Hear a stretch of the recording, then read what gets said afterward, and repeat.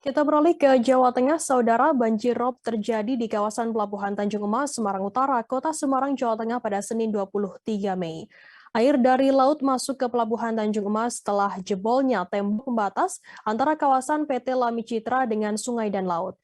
Wali Kota Semarang, Hendrar Prihadi menyebut banjir rob tersebut menjadi yang paling parah selama beberapa tahun terakhir. Henry mengatakan kawasan Pelabuhan Tanjung Emas yang terendam cukup dalam sekitar 1 hingga 1,5 meter. Menurutnya kebutuhan mutlak yang diperlukan saat ini adalah terkait bantuan sosial dan juga dapur umum. Namun masyarakat tak bersedia untuk diungsikan ke tempat yang lebih aman.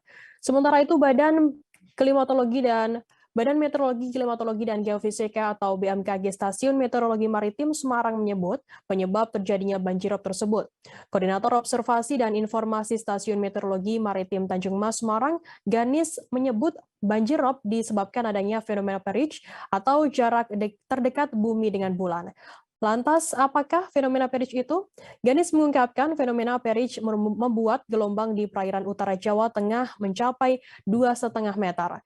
Hal itu kemudian mengakibatkan banjir di sejumlah kawasan pesisir.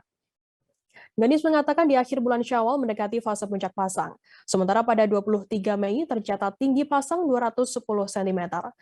Dikutip dari laman BMKG, fenomena perich adalah fenomena astronomi di mana bulan sedang berada di titik terdekat bulan terhadap bumi.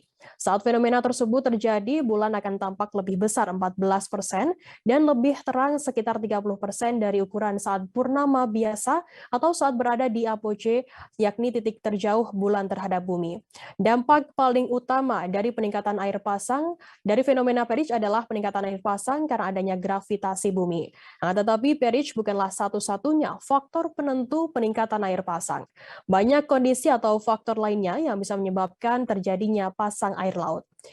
Berikut akan kami tampilkan Tribuners wawancara dari Walkot Semarang, Hendrar Prihadi.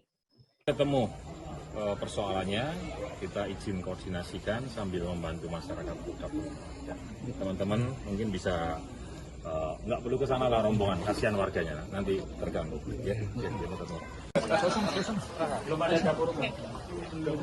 Terima kasih sudah nonton. Jangan lupa like, subscribe, dan share ya.